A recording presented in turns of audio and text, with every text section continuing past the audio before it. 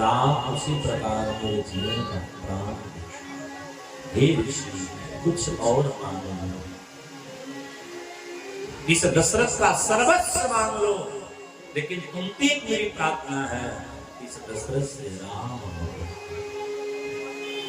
क्योंकि राम हो वो मैं न दूंगा, राम हो वो मैं न दूंगा। मुनिनाथ मरते मरते राम हो वो मैं न दूंगा। मुनिनाथ मरते मरते राम हो वो मैं न दूंगा, राम हो वो मैं न दूंगा। मुनिनाथ मरते मरते, मुनिनाथ मरते मरते मेरे प्राण सिहर रहे हैं, मेरे प्राण सिहर रहे हैं। यह बात करते करते, यह बात करते राखो वो मैं न दूंगा, राखो वो मैं न दूंगा।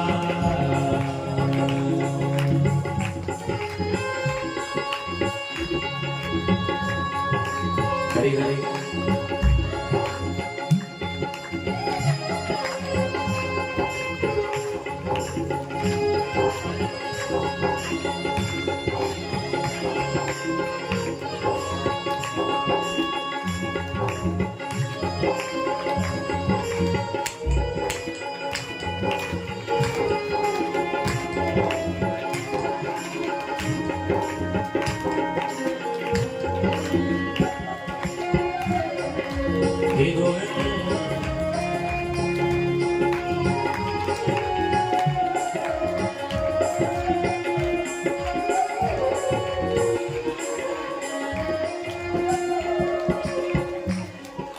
जल के बिना कदाचित मछली शरीर धारे, जल के बिना कदाचित मछली शरीर धारे।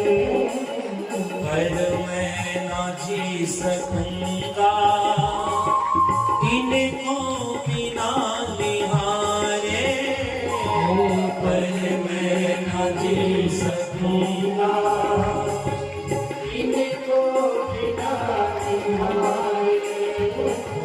जल के बिना कदाचित मछली शरीर धारे, जल के बिना कदाचित मछली शरीर धारे।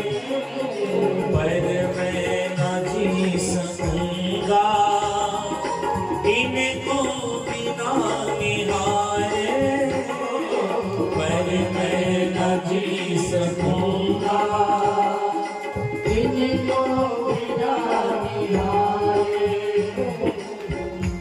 कौशिक सिहर रहे हैं, कौशिक सिहर रहे हैं। मेरे अंग डरते डरते राखो मैं न दूंगा। मुनिनाथ मरते मरते राखो मैं न दूंगा। मुनिनाथ दशरथ जी ने कहा कि हे विश्वामित्र जी, मेरी दशा कैसी है? कोई मछली बिना पानी की जीवन को स्वीकार ले, ये संभव हो सकता है, लेकिन मैं राजी नवे को बिना निहारे नहीं जी सकता। इसलिए आपसे मेरी प्रार्थना है, होवे प्रसन्न मुनिवर ले राज कोष सारा होवे प्रसन्न मुनिवर ले राज कोष सारा होवे प्रसन्न मुनिवर ले राज कोष सारा होवे प्रसन्न मुनिवर ले राज कोष सारा रानी सुतों के संग में वन में करो गुजारा रानी सुतों के संग में वन में करो गुजारा रानी सुतों के संग में वन में करो गुजारा रानी सुतों के संग में वन में करो गुजारा वन में करो गुजारा वन में करो गुजारा ले गो राम शिशु को ले गो राम शिशु को सुख भरते भरते राघो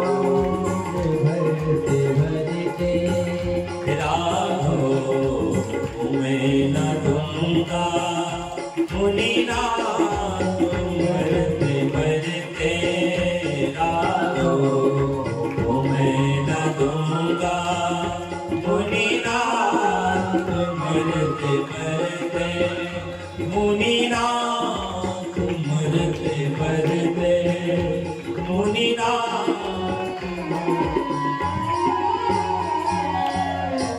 दशरथ जी ने अपने प्रेम को दिखलाया है, बोले मैं राम को नहीं दे पाऊंगा। विश्वामित्र जी ने तब वशिष्ठ जी से निवेदन किया है, तब वशिष्ठ बहुत वशिष्ठ जी महाराज समझाते हैं भगवान राम आदर के साथ राम लक्ष्मण को बुलाते हैं। राम जी की बांह को पकड़ करके दशरथ जी ने कहा, ऐसे विश्वामित्र जी के हाथ में देते हैं। बोले मुनि राम जी हे ऋषि, मैं अपना राम नहीं दे रहा हूं, यह दशरथ आपको अपना प्राण दे रहा है कि मेरे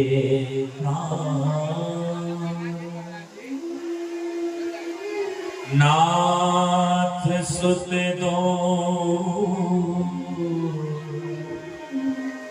तुम मुनि पिता आग नहीं को।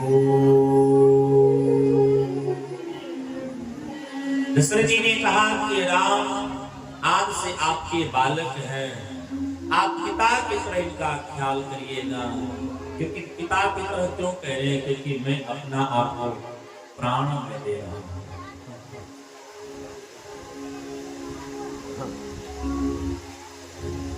भगवान राम को लेकर के गए हैं। राम जी ने मैया के यहाँ जाकर के प्रणाम करे, कौशल्या जी से निवेदन किया है।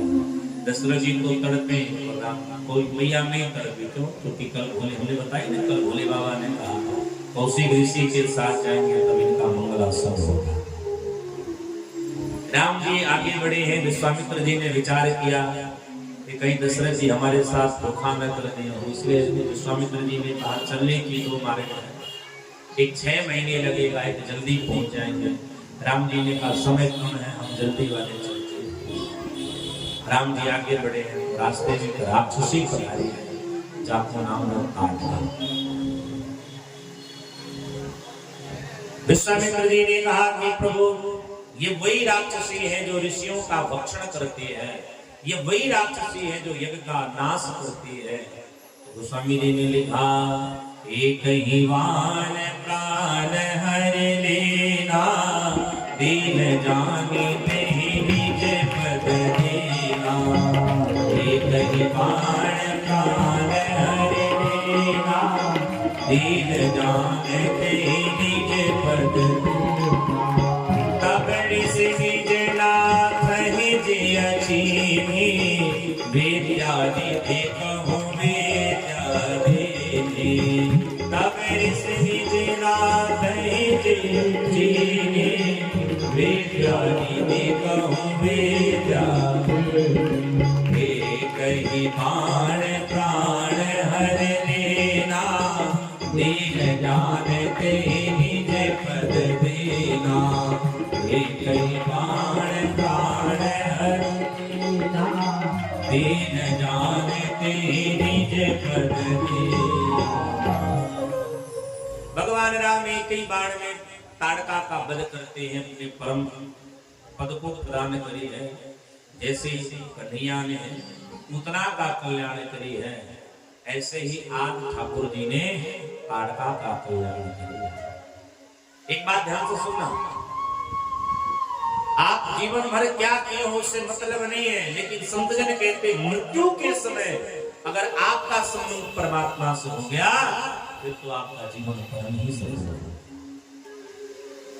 विश्वामित्र जी अपने परमात्मा को समझ गए, परा अपरा नामक दो मंगल विद्या दी है और सुंदर बाण दिए हैं, जिन बाण के प्रभाव से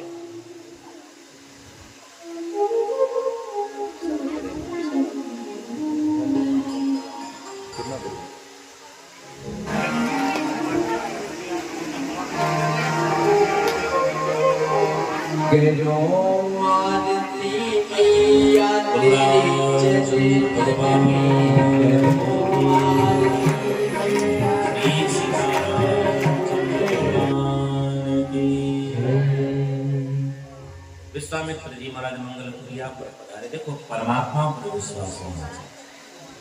दशरथ जी के यहाँ जब गए थे ना, विश्वामित्र जी ने क्या कहा, तो असुर समूह सताओ। क्यों सता रहे हैं? क्योंकि मैं यज्ञ कर रहा हूँ। लेकिन विश्वामित्र जी आप कहीं नहीं गए मैं यज्ञ करूं कि नाम करूं। सरकार स्वयं कहते, भगवान ने स्वयं कहा, प्रात कहा मुनि सन रघुराई, निर्भय यज्ञ करो। भगवान राम स्वयं कहते हैं, गुरुजी आप यज्ञ करिए, आप यज्ञ का द्वारपाल मैं बनता हूँ। यज्ञ आरंभ हुई, मारीची सुबाहु का आक्रमण हुआ, सरकार ने सुबाहु का वध करी और बिना फड़ के मारीची को मारी है, उसने लंका को सागर के उस पार लंका को जाकर के प्राप्त किया। विश्वामित्र जी को विश्वास हो गई, भगवान संतों के साथ रहने लगे हैं, ठाकुर जी नित्य प्रति कथा श्रवण करते हैं। तब तक विश्वामित्र जी के पास एक पत्रिका पधारी, वो पत्रिका कहती है जनक मिलती है, जनकपुर में भी एक यज्ञ हो रहा है। सो यज्ञ कौन है? बोलो धनुष यज्ञ। यार सब सुनना, एक मानस की बड़ी गुप्त हम बात बता रहे हैं। जनक जी महाराज सब जगह पत्रिका भेजते हैं, पर जनक जी महाराज अयोध्या पत्रिका नहीं भेजते। क्यों नहीं भेजी? इसका एक कारण, एक बार एक मायावी सुवर की वध करने हेतु उसके पीछे पीछे दौड़ते दौड़ते जनक जी महाराज अयोध्या की बड़ी सीमा में प्रवेश कर गए और मायावी सुवर का वध करने के लिए जैसे ही उन्होंने धनुआ को चलाई, बाण को छोड़ा, मायावी सुवर तो गायब हो गया। पास में एक गौ मैया घास चल रही थी, गौ को ही बाण लगा और गौ मैया की मृत्यु हो गई। जनक जी महाराज गौ के परम भक्त हैं। जनक जी को पता चला कि मेरे बाण से गाय की मृत्यु हुई है, तो जनक जी रोने लगे। पता जब लगाया गया तो पता चला यह अयोध्या की सीमा है। जनक जी को पता चल गया कि हमसे भी बड़े गौभक्त हैं श्रीमान दशरथ जी। सुबह की बेला है, सुबह की बेला में जनक जी महाराज अपने सेवक को भेजते हैं कि जाओ दशरथ जी को बतलाओ कि उनके राज्य में जनक जी के हाथों से एक गाय का वध हो गया है। सेवक आया, जब दशरथ जी महाराज सरयू स्नान करके गुरु की पूजन करने के लिए जा रहे थे, सेवक से राम राम भाई। सेवक ने कहा महाराज मैं जनकपुर से आया हूँ। दशरथ जी ने कहा आपका खूब स्वागत है। सेवक ने कहा मैं ही नहीं आया, मेरे जनक जी भी आए। दशरथ जी ने कहा जनक जी बुलाई, उनका हम स्वागत करेंगे। सेवक रोने लगा, बोले महाराज उनके हाथों से आपके सीमावर्ती के क्षेत्र में एक गौ का वध हो गया है, अब तो दशरथ जी धड़ाम से नीचे आंखों से अश्रु आए।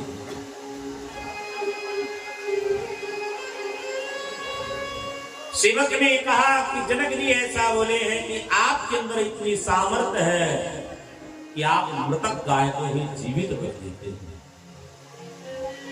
यह अयोध्या वालों की बड़ी महिमा है। एक बार रघु जी के जमाने में रावण अयोध्या आया, रघु जी की प्रताप को जानने के लिए। तो रावण सबसे पहले सरयू तट गया, क्या देखा कि रघु जी महाराज सरयू में स्नान कर रहे हैं। अचानक रघु जी को पता नहीं क्या हुआ, बाण से जल को उठाई और जल का बाण बना करके ऐसे फेंक दिया उत्तर दिशा में।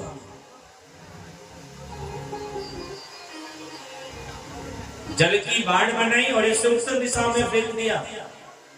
रावण ब्राह्मण के रूप में बना रघु जी के पास गया, बोले आप तो बड़ा गजब मजाक करते, बोले क्या हुआ? बोले ये जल की बाण बना करके आप उत्तर तरफ क्या फेंक रहे हो? रघु जी ने कहा यहाँ से 10 कोस की दूरी पर एक गाय को एक शेर खाने जा रहा था, मैं गाय की प्राण की रक्षा करने के लिए मैं यहीं से शेर का वध किया। रावण ने कहा ये सब झूठ है। रघु जी ने कहा जाकर के देखो। जब रावण गया देखा तो सचमुच गौ चल रही है और वहीं शेर मरा पड़ा है और बाण नहीं दिखलाई पड़ रहा, रक्त प्रवाहित हो रहा है। ये अयोध्या वालों की महिमा है। दशरथ जी से सेवक ने कहा कि आपके अंदर इतनी सामर्थ्य है कि आप मरे गौ को जीवित कर सकते हो, आप चलो ना, नहीं तो मेरे जनक जी की प्राण भी त्याग देंगे। दशरथ जी ने कहा तेरी बात तो सच है पर मैं जा नहीं सकता। एक डोम झाड़ू लगा। डोम ने कहा महाराज अगर आप आदेश करो आपकी जगह मैं चला जाऊं। दशरथ जी ने कहा जाओ। दशरथ जी ने सेवक से कहा इस डोम भैया को लेकर के जाओ। डोम साथ में गया और हाथ में जल लिया, सरयू जल, और सरयू जल लेकर के कहता अगर मैं मन वचन कर्म से दशरथ जी को अपना भगवान मानता हूँ, हे भगवान मेरे दशरथ जी की लाज बचाने के लिए आप इस गौमिया को जीवित कर दीजिए। और जल मारते वो गौमिया उठ करके बढ़ने लगी।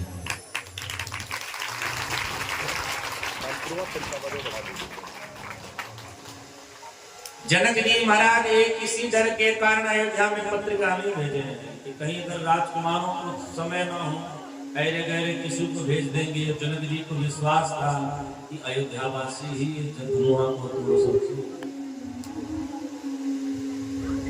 हमारे महात्मा जी कहते हैं शायद जनक जी पता लगवाए कि विश्वामित्र जी के साथ अयोध्या के कुमार आए हैं, इसलिए अयोध्या पत्र भेजने से बढ़िया है चलो हम विश्वामित्र जी को ही भेजें। विश्वामित्र जी ने कहा कि एक यज्ञ हो रहा है, चलेंगे दर्शन करने? राम जी बोले चलेंगे। धनुष यज्ञ सूर्य रघुकुल नाथा, हर से चले निबर के साथा। आगे बढ़े हैं तो एक आश्रम को देखा है, वीरान सा आश्रम, लेकिन ऐसा लग रहा है सजीव स्वरूप है, निर्जीव स्वरूप सजीव स्वरूप दिखलाई पड़ता है। राम जी ने कहा ये कैसा लीला है, यहाँ मुझे ऐसा लग रहा है कि मुझे पुकार रहा है। विश्वामित्र जी बोले हे राम अगर सुनना पसंद करो तो मैं सुना। राम जी ने कहा सुनाना। तब विश्वामित्र जी ने आरंभ किया कि गौतम नारी साप वशन उपले दे धरि चरण कमल रज चाहके कृपा करहूं रघुवीर। हे रघुवीर, ये महर्षि गौतम की पत्नी सदानंद की मां। ये जो शिला दिखलाई पड़ रही है, ये ऊपर से पत्थर जैसी है, पर अंदर इसकी प्राण। एक बार इसने, क्योंकि वाल्मीकि रामायण में लिखा है कि केवल इंद्र का दोष नहीं है, अहल्या का भी दोष है, क्योंकि अहल्या भी इंद्र के साथ संसर्ग क्रिया क्यों चाहती है। गौतम जी को पता चला तो गौतम जी ने जब श्राप दिया, यही श्राप दिया कि जाओ इतना कष्ट सहो, कि तुम कितनों को भी देखो। वाल्मीकि रामायण में बड़ा स्पष्ट लिखा है, अहल्या को पता चलता था कि कौन आ रहा है, कौन जा रहा है। अहल्या चिल्लाती थी, पर सामने को किसी को सुनाई नहीं थी। जलवृष्टि हो गए, अहल्या को कष्ट होता था। शीत पड़ती थी, अहल्या को कष्ट होता था। कड़ाके की गर्मी होती थी, अहल्या को कष्ट होता था। पर अहल्या अपनी वेदना किसी से नहीं बताती।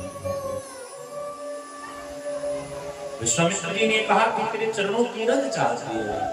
भगवान कहते मैं तो क्षत्रिय हूँ, ये तो ब्राह्मणी है और ऊपर से शास्त्री है, मैं कैसे दूं? तो विश्वामित्र जी ने कहा तुम ब्रह्म हो। तो ठाकुर जी ने जब अपनी चरण की रज को स्पर्श कराई है तो मूर्तिमान दीप्त तेजमान तो मैया प्रकट गई है। बोल रामचंद्र भगवान की। पद पावन सोकन सावन प्रगट भई तप कुंज सहित जन सुखदायक सन्मुख होई कर जोड़ अति प्रेम अधीरा पुलक सजीरा मुख नहीं आवै बचन कही अति सेवन भागे चरण मिलागे जुगड़ नयन जलधार भय धीरज मनु कीन्हा प्रभु कहु जीन्हा रघुपति कृपा भगत पाई अति निर्मल वाणी अस्तुति खानी ज्ञान गम्य जय रघुराई मैं नारी पावन प्रभु जग पावन रावण रिपुजन सुखदाय राजीव विलोचन अब भय मोचन पाहि पाहि शरण आए मुनि साप जो दीना अति भल कीना परम अनूठ मैं माना देखूं हरि लोचन हरि भव मोचन बिहरि लाभ शंकर जाना विनती प्रभु मोरे मैं मति भोरी नाथ न मांगूं पर आगा पद कमल परागा रस अनुरागा मम मन मधुप करे पाना पद सुर सरिता परम पुनीता प्रगट भई शिव शीस धरि सोई पद पंकज जय पूजत अज मम सिर धर कृपाल हरि हाथ सिधारी गौतम नारी बार बार हरि चरण पदी ज्योति मन भावा सोबर भावा गैपति लोक आनंद भरी गैपति लोक आनंद भरी बस प्रभु दीन बंधु भरे आनंद रहित कृपा तुलसीदास सठ तेहि भजो छाड़ी कपट जंजाल बोलो राम राम राम बोलो राम राम राम बोलो राम राम राम बोलो राम राम बोलो राम राम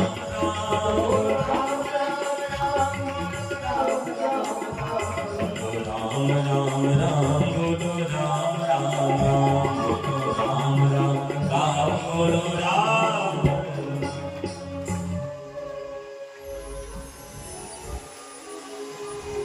अहल्या ने कहा कि प्रभु एक बात मुझे भरोसा हो गया कि मेरा पति जो मुझे श्राप दिया बड़ा नेका कर्म दिया कि जिन नयनों से भगवान भोलेनाथ आपको निहारते हैं आज मुझे भी देखने का अवसर आपके चरणों से जो गंगा प्रकट होती है जनमानस का जो गंगा कल्याण करती है आज वह चरण इस राशि का कल्याण।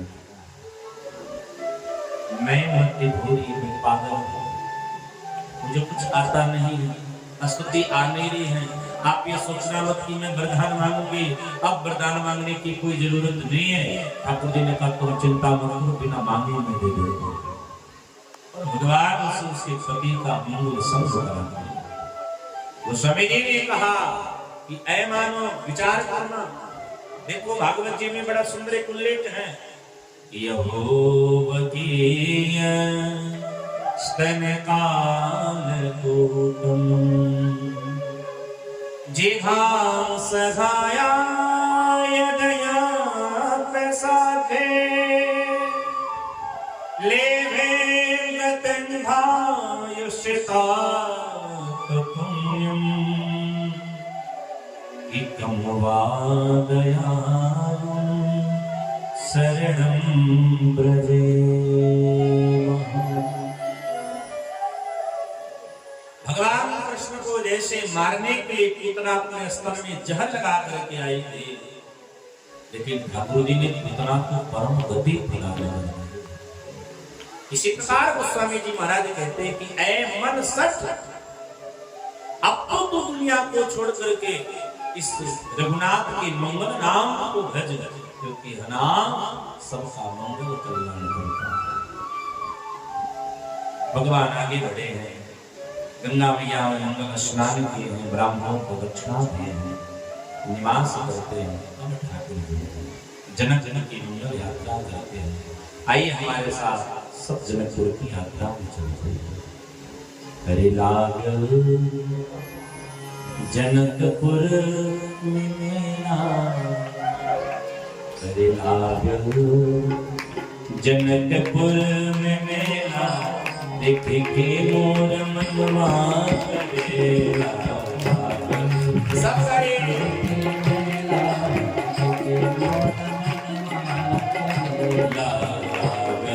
जनकपुर में मेरा, देख के मोर मनवा करेला। जनकपुर में मेरा, मनवा करेला सखी मनवा करेला, मनवा करेला सखी मनवा करेला, मनवा करेला सखी मनवा करेला, मनवा करेला सखी मनवा करेला। जनकपुर में मेरा, देख के मोर मनवा करेला।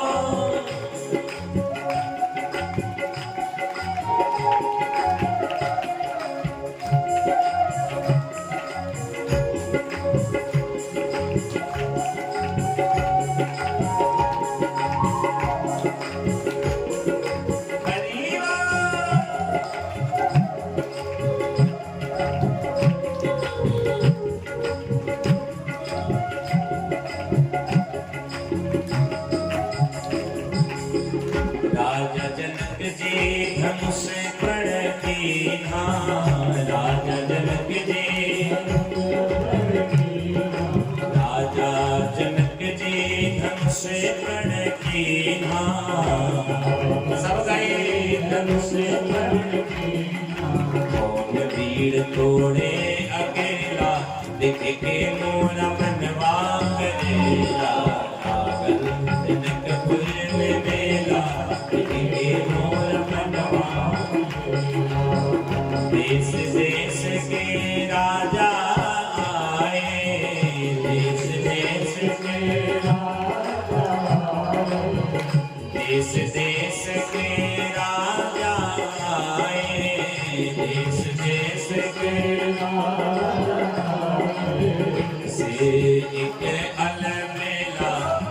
के मोरा मनवा करेला जनकपुर में मेला के मोरा मनवा करेला जनकपुर में मेला के मोरा मनवा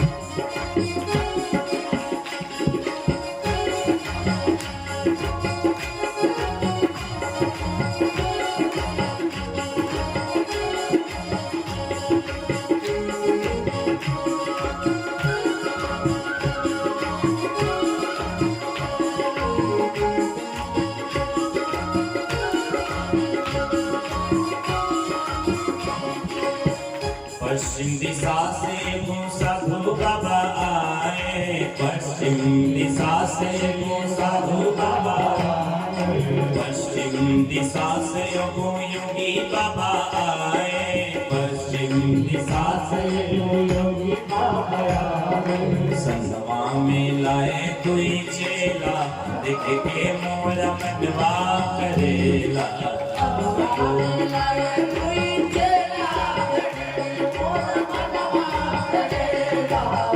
जनकपुर में मेला देख के मोरा मनवा करेला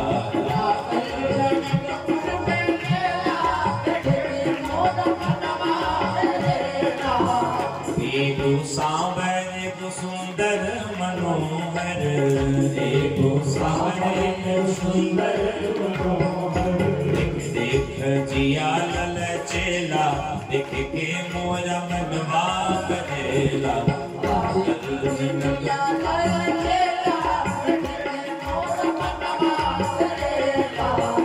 जनकपुर में मेला देख के मोरा मनवा करेला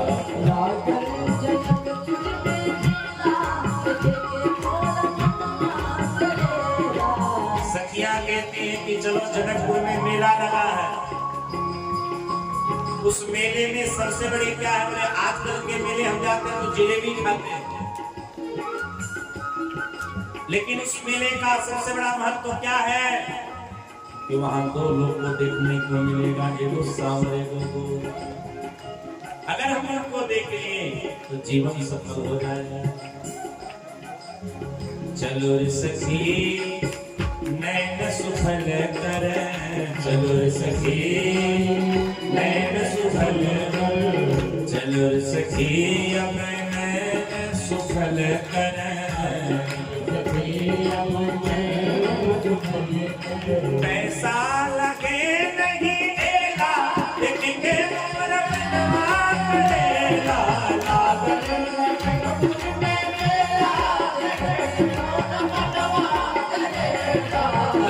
जनकपुर में मेला देख के मोरा मनवा करेला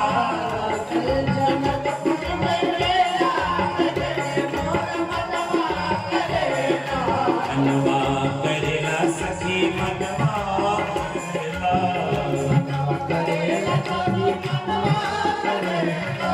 मनवा करेला सखी मनवा करेला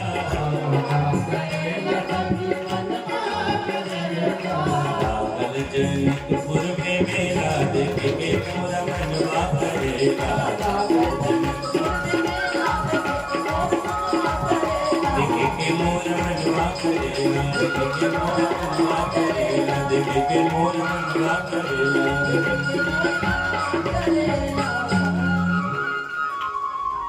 तो भगवान राम जनकपुर में पधारते हैं मिठाई खाने जुड़ सफल थे सिया भगवान राम जनकपुर जैसे पधारे हैं मिथिलाधिपति महाराज जनक जी को पता चली है कि विश्वामित्र महामुनि आए समाचार मिथिलापति कैसे मिलने आ रहे संघ सचिव सचिव भूरि भट्ट भूसुर बर गुरु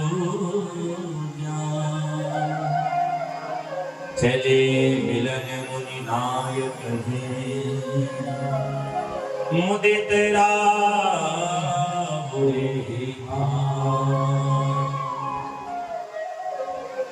जनक जी महाराज पधारे हैं, विश्वामित्र जी का मंगल सम्मान करते हैं। भगवान राम तक कहीं गए थे घूमने के लिए, लौट करके आए हैं और जनक जी को जैसे जनक जी ने जैसे राम जी को देखा है तो जनक जी की विदेह जी जो निर्गुण निराकार ब्रह्म की जो उपासना करते थे, आज जनक जी महाराज सगुण रूप में ही खींचे जाते। देखो हमारे जो जनक जी महाराज है ना, वो निर्गुण ब्रह्म की उपासना करते थे, लेकिन आज जैसे ही उन्होंने राम जी को देखा उनका मन सगुण के तरफ खींच गया। जनक जी पहले अपने आप को बड़ा रोकना चाह रहे थे पर रोक ना पाए। तब जनक जी ने कहा कि कहूं ना सुंदर दो बालक मुनि कुल नृप कुल बालक। तो बातें कहते ये कौन है? किसी मुनि के बालक है या किसी नृप के बालक है? क्योंकि इनकी भाव समझ नहीं आ रही है। अगर मुनि के बालक होते तो धनुष बाण ले गए, अगर नृप के बालक होते तो आपके साथ आते नहीं। बात समझ नहीं आ रही है क्योंकि इनकी कोमलता यह बता रही है कि ये मुनि कुमार नहीं है, ये राजकुमार है।